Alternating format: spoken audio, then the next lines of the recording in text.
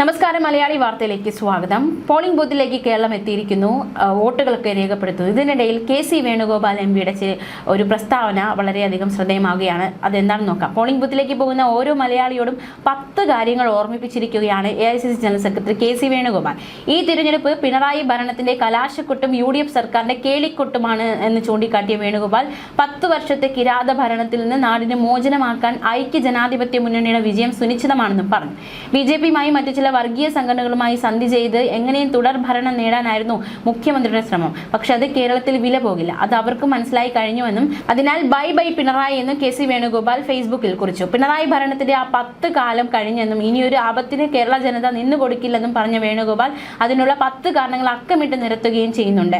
പിൻവാതിൽ നിയമനങ്ങൾ സ്ഥിരമാക്കും, യുവതീ പ്രവേശനം നടപ്പാക്കും, സർക്കാർ ആശുപത്രിയിലെ കൊലക്കളമാക്കും, സാമ്പത്തിക രംഗം കൂപ്പുകുത്തും, ആർഭാടങ്ങളുടെ ആറാട്ട് തുടരും, നാട് കടുത്ത വിലക്കയറ്റം നേരിടും, വീട്ടുകരം, വസ്തുക്കരം, വൈദ്യുതി ചാർജ്, ചികിത്സാ നിരക്ക്, ബസ് കൂലി തുടങ്ങിയ എല്ലാ കാര്യങ്ങളും നിരക്കുകളും കുത്തനെ വർദ്ധിപ്പിച്ചുകൊണ്ടിരിക്കും. മുഖ്യമന്ത്രിക്കെതിരെ 1/2 ഡസനിലധികം കേസുകൾക്ക് സാധ്യതയുണ്ടെങ്കിലും അവയെല്ലാം ചവിട്ടിയൊതുക്കുമെന്നും KC വേണുഗോപാൽ ചൂണ്ടിക്കാട്ടി. സഹകരണ പ്രസ്ഥാനങ്ങളെ തുടർന്നും കൊള്ളയടിക്കും, വന്യജീവി ആക്രമണത്തിന് അറുതി ഉണ്ടാകില്ല, സർക്കാർ ആശുപത്രികൾ കൊലക്കളമായി തുടരും, സ്വന്തം പാർട്ടിക്കാർ പീഡനക്കേസിൽ ഉൾപ്പെടുന്നതുവരെ സ്ത്രീ സുരക്ഷ, love you to the moon, പാർട്ടിക്കാരാണെങ്കിൽ ചായക്കപ്പ് എറിഞ്ഞുടയ്ക്കും, പിന്നെ പീഡകർക്ക് കവചമൊരുക്കുമെന്നും KC വേണുഗോപാൽ ഫേസ്ബുക്ക് കുറിപ്പിൽ ചൂണ്ടിക്കാട്ടിയിരിക്കുകയാണ്. പിൻവാതിൽ നിയമനങ്ങൾ സ്ഥിരമാക്കും. 10 വർഷത്തിനിടയിൽ 2 ലക്ഷത്തിലേറെ പിൻവാതിൽ നിയമനങ്ങൾ നടന്നിട്ടുണ്ട്. ഇവരെ കൂട്ടത്തോടെ സ്ഥിരമാക്കാൻ നീക്കം നടന്നെങ്കിലും ഹൈക്കോടതിയുടെ ഇടപെടലും തിരഞ്ഞെടുപ്പ് പ്രഖ്യാപനം പെട്ടെന്ന് വന്നത് മൂലം നടക്കാതെ പോയി. അഭ്യസ്ത വിദ്യരായ നമ്മുടെ യുവത തൊഴിലില്ലാതെ കേരളത്തിൽ നിന്ന് പലായനം ചെയ്യുമ്പോഴാണിത്.